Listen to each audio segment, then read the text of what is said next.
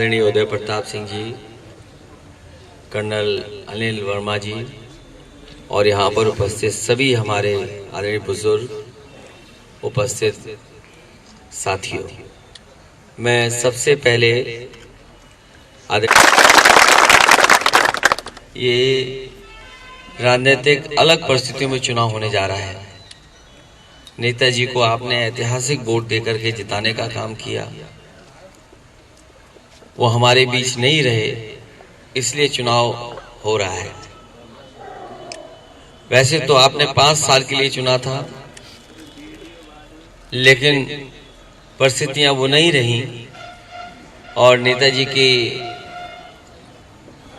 हमारे आपके बीच में न रहने की वजह से ये चुनाव होने जा रहा है।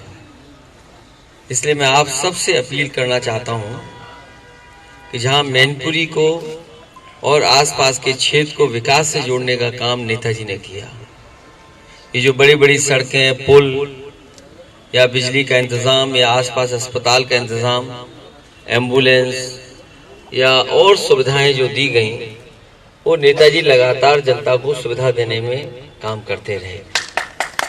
यहाँ पर इंजीनियरिंग कॉलेज बनना हो, सैनिक स्कूल बनना हो, मुझे याद है कांग्रेस पार्टी के और पूरे देश के सैनिक स्कूल अगर आप देख लेंगे, मैं समझता हूँ कर्नल अनिल वर्मा जी ने तो देखा होंगे कई सैनिक स्कूल, सबसे अच्छा सैनिक स्कूल अगर कहीं बना है तो वो आपके मैनपुरी में बना है।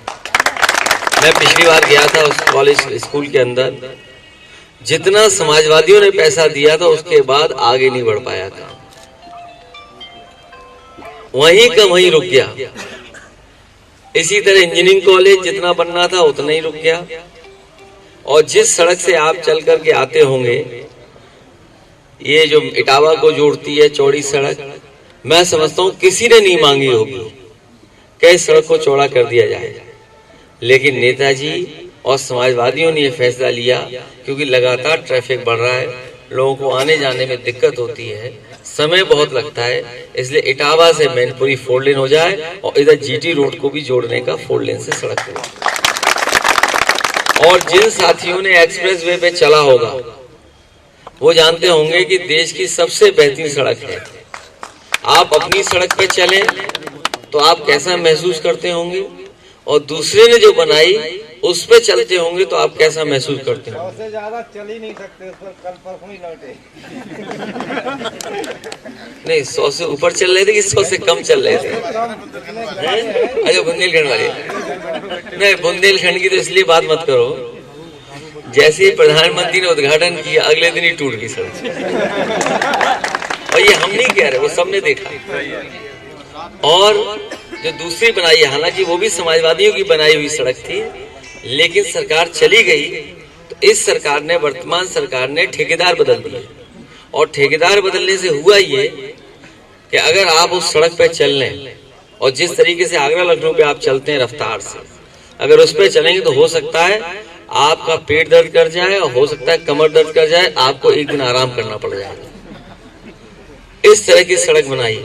और अभी एक साथी मुझे मिला था तो मैंने उससे पूछा, गंगा एक्सप्रेस वे बना रहे हैं शायद साथी, तो बोले टेंडर का टेंडर फिर टेंडर मिला है। तो सोचो सड़क कैसी बनेगी। फिर पहले किसी को टेंडर मिला, फिर दूसरे को मिला, तीसरे ये कर रहे हैं काम।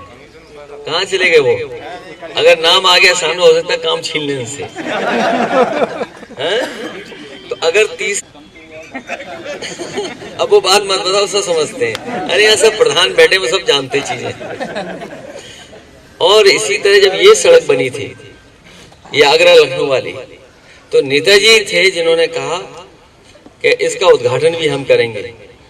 पहले 36 महीने में बननी थी, लेकिन नेताजी के कहने पर ये सड़क 23 महीने में बनकर के तैयार हो गई।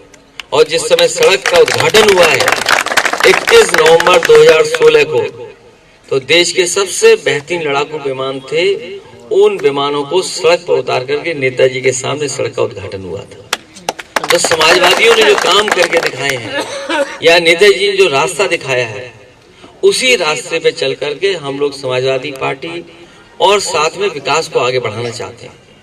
ये विकास की गति और समाजवादी आंदोलन और नेताजी का रास्ता तभी बढ़ेगा आगे जब आपका सहयोग और समर्थन मिल जाए। नेताजी ने यहाँ काम किया, आपने उनको चुन करके भेजा, और इस क्षेत्र के पूरे देश की नजर है इस समय कि आखिरकार इस चुनाव में होगा क्या। पूरा देश देखना चाहता है कि मैनपुरी में आखिरकार क्या मतदान होंगे।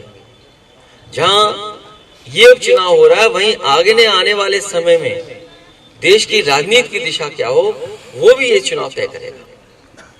तमाम सवाल आपके सामने, और पूरे देश के सैनिक स्कूल अगर आप देख लेंगे, मैं समझता हूँ कर्नल अनिल वर्मा जी ने तो देखा होंगे कई सैनिक स्कूल।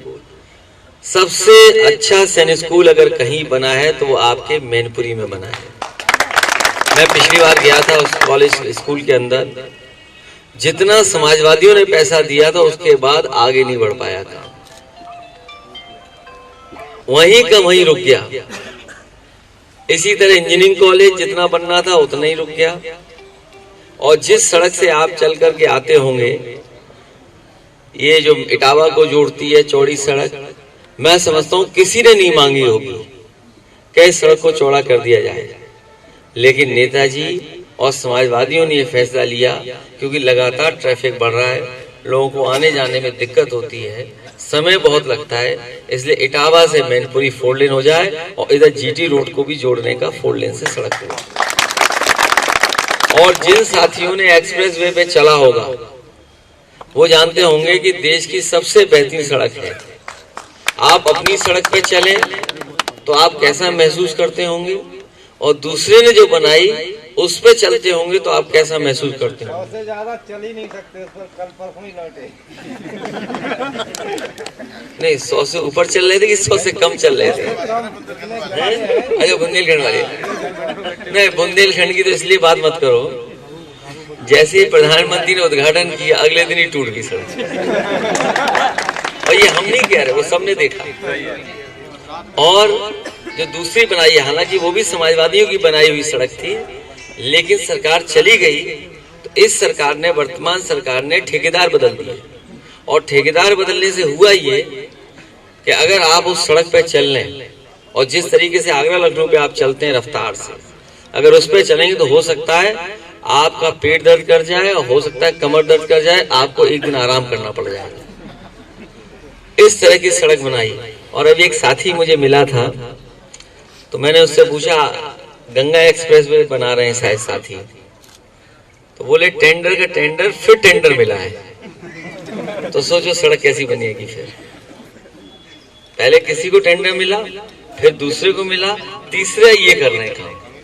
कहाँ चले गए वो? अगर नाम आ गया सामने हो सकता है काम छीन लेने से।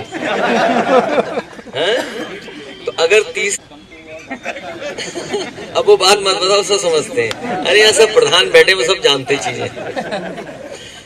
और इसी तरह जब ये सड़क बनी थी, ये आगरा लखनऊ वाली, तो नेताजी थे जिन्होंने कहा कि इसका उद्घाटन भी हम करेंगे।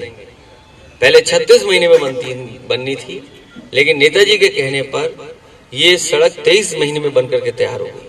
और जिस समय सड़क का उद्घाटन हुआ है 21 नवंबर 2016 को, तो देश के सबसे बेहतरीन लड़ाकू विमान थे, उन विमानों को सड़क पर उतार करके नेताजी के सामने सड़क का उद्घाटन हुआ था। तो समाजवादियों ने जो काम करके दिखाए हैं या नेताजी ने जो रास्ता दिखाया है, उसी रास्ते पे चल करके हम लोग समाजवादी पार्टी और साथ में विकास को आगे बढ़ाना चाहते हैं। ये विकास की गति और समाजवादी आंदोलन और नेताजी का रास्ता तभी बढ़ेगा आगे जब आपका सहयोग और समर्थन मिल जाए। नेताजी ने यहाँ काम किया, आपने उनको चुन करके भेजा, और इस क्षेत्र के पूरे देश की नजर है इस समय कि आखिरकार इस चुनाव में होगा क्या। पूरा देश देखना चाहता है कि मैनपुरी में आखिरकार क्या मतदान होंगे। जहां ये उपचुनाव हो रहा है वहीं आगे आने वाले समय में देश की राजनीति की दिशा क्या हो वो भी ये चुनाव तय करेगा। तमाम सवाल आप